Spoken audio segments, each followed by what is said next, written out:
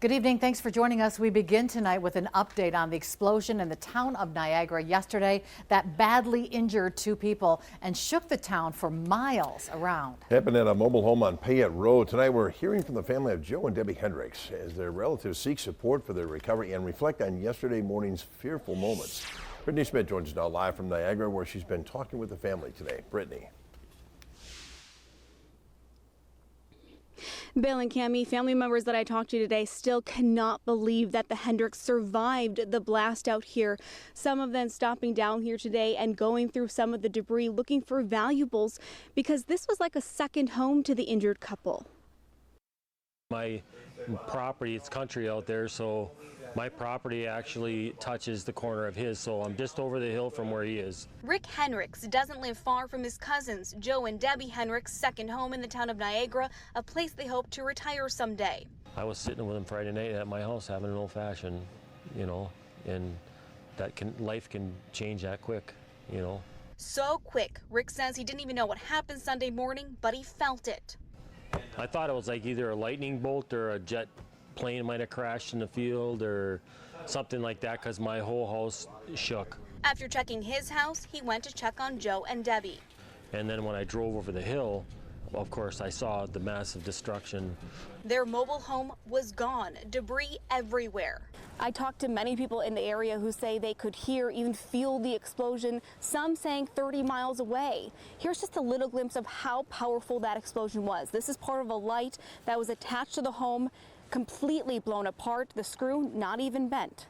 Joe was at the back on the side of the trailer, and there's a little service door right there that goes back towards their barn, and it sounds like he blew right through that door. A neighbor called 911 and helped Debbie. That's where she said she saw her actually sit up from the rubble, and she helped her get out. Rick says to his amazement, he was able to talk to Joe, who told him what happened. He was trying to light the furnace.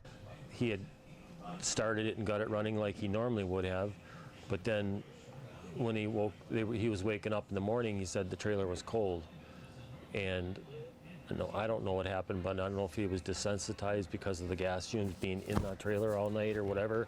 But he went to light the furnace like he normally would do, and that's when everything blew. Rick says Joe was in shock. He didn't even know he was injured. His spleen had been severed by debris. Probably in shock, so you just don't,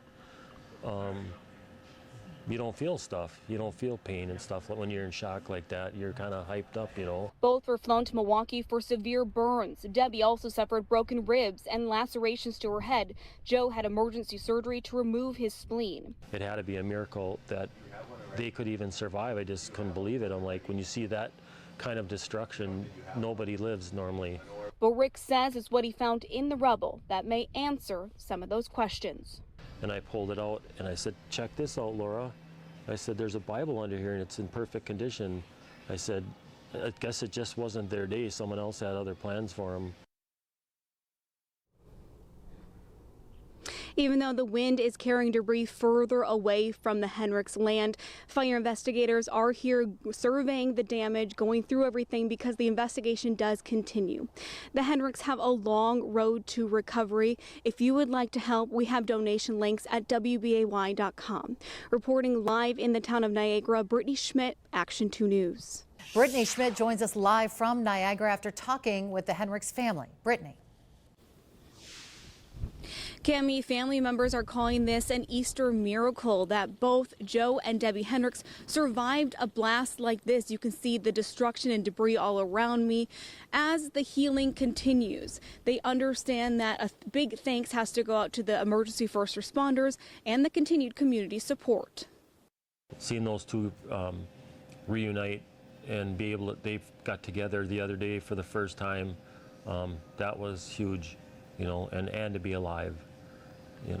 Rick Hendricks is still counting his blessings as his first cousin Joe Hendricks and his wife Debbie survived a mobile home explosion just over a week ago. Joe was by the furnace, and then there's a service store right there, and when the explosion, all he said he remembered last was lighting the fire to light the pilot, and that's all he can remember. but there was a service door right behind him, and he was blown through that door, which that's a miracle, because if the door's not there, he's trapped inside the wall. Debris split Joe's spleen in half. He needed emergency surgery once airlifted to a Milwaukee hospital. Rick still remembers what Debbie said to him before she was airlifted to a different hospital for burns, broken bones, and lacerations. Debbie's her words to me were, "Where are my dogs?" You know, and I thought, oh boy. But while searching through debris during cleanup, Rick found their 2 beloved dogs. Yesterday, one of my buddies, Ken, there, he found Rocky's little name tag. So we got both name tags. We got both the dogs recovered so they can have a decent burial. Rick said he also found Joe's parents' urn, another irreplaceable item. So I went in there real carefully into the mess and pulled it out, and it's perfect. It's not damaged or anything. So I found the urn, and I told those guys, I'm like, it's like complete. We found the dogs, we found everything, we found the urn. That news likely making this photo all the more emotional as Joe and Debbie hug for the first time after being released from different hospitals. A lot of tears shed, but a lot of good tears too, you know. And those guys are going to need some support. And he says the support continues to pour in. Even a local excavator allowed them to borrow this piece of equipment to help with the cleanup. The story's not over, but it's definitely going in the right direction. Like I said, I'm going to always call it the Easter miracle. Good evening. Thanks for joining us. Cammy is off tonight. This shocking video shows an explosion felt in the town of Niagara and heard 30 miles away back in April. Now, you may remember there were 2 people inside the mobile home when it exploded, Joe and Debbie Hendricks. In an exclusive interview, they sit down with our Brittany Schmidt, detailing their near-death experience in hopes of saving lives by bringing attention to the accident that very easily could have killed them. County Dispatch. There was a huge explosion. There's smoke coming from Balmer's golf course. A mobile home explosion in the town of Niagara. My house shook unbelievable. Heard and felt miles away. Hi, has anyone called about a big explosion up in Niagara area? Yes. The home gone. The mobile home is in shreds. I mean, it's bad. It's bad. I just remember every moment. While spending a weekend up north on their land in the town of Niagara, taking in these incredible views. It's a very nice getaway, and it's a slower pace, and it's a nice getaway for us, and we can unwind and see the family. Joe and Debbie Hendricks remember waking up on Sunday, April 10th, to a cold trailer. I just thought, well, some of the pilot light must have went out, and I'd looked, and sure enough, the pilot light was out, and I just didn't think a lot of it. So when Debbie moved to the front of the trailer to feed their 2 dogs, Rocky and Ralphie, Joe moved to the back to fix the propane furnace. When I went to relight the pilot light, unbeknownst to me, the house had filled with propane gas, and that's what ignited the explosion. The explosion felt across the road and heard 30 miles away. And I heard her voice, and of course I wanted to get over to her. I didn't want her to think I was gone, but I just kept saying, I'm coming to get you, and I got around to where she was, and just the grace of God, she was at a spot that I could get her out. Because there was so much damage, like even the floor was blown up and not there, and I happened to be in an area where there was floor still. So I was sitting on that area. He's my hero, and I don't think words can explain what it was like to see him and to know that we got through it together. Together for just a few minutes before Debbie was put into an ambulance. That's the last I remember. Joe into another moments later. If you are subjected to a force sufficient to lift you off your feet and throw you, I mean, that's a lot of energy that your body absorbs. And I kind of got to learn that firsthand. But again, at the time, I didn't think I was that bad off. But he was. After being airlifted to a hospital in Milwaukee, doctors quickly realized severe internal trauma to his spleen and liver. The next time I woke up, I had a belly out to here, and I had an open wound because they couldn't close that right away. 20 to 30% of my body was burned. I had 3 broken ribs.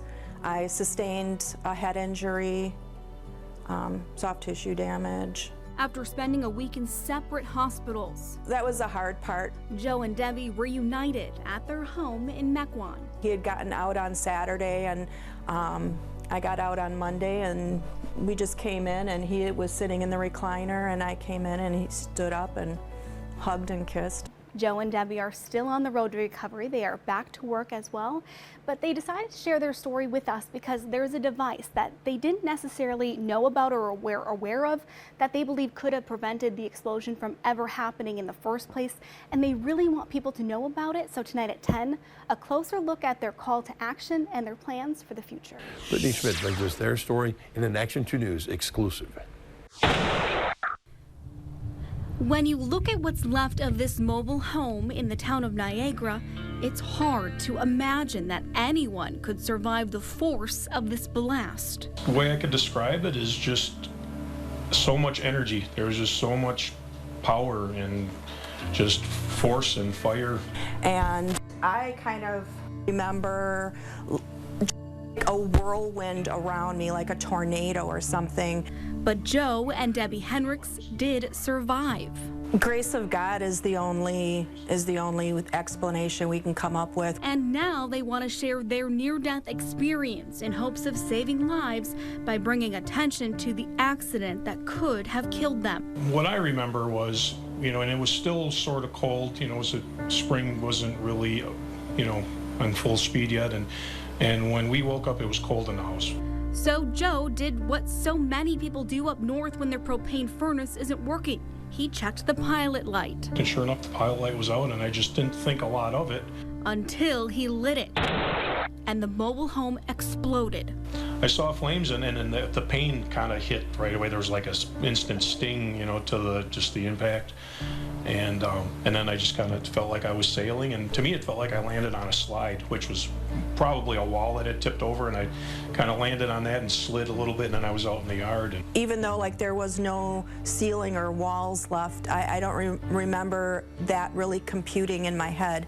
It was just, I didn't know what happened, and his voice was just comforting that, he was okay, and that we were gonna get out together. Obviously, I guess we have unfinished work to do here.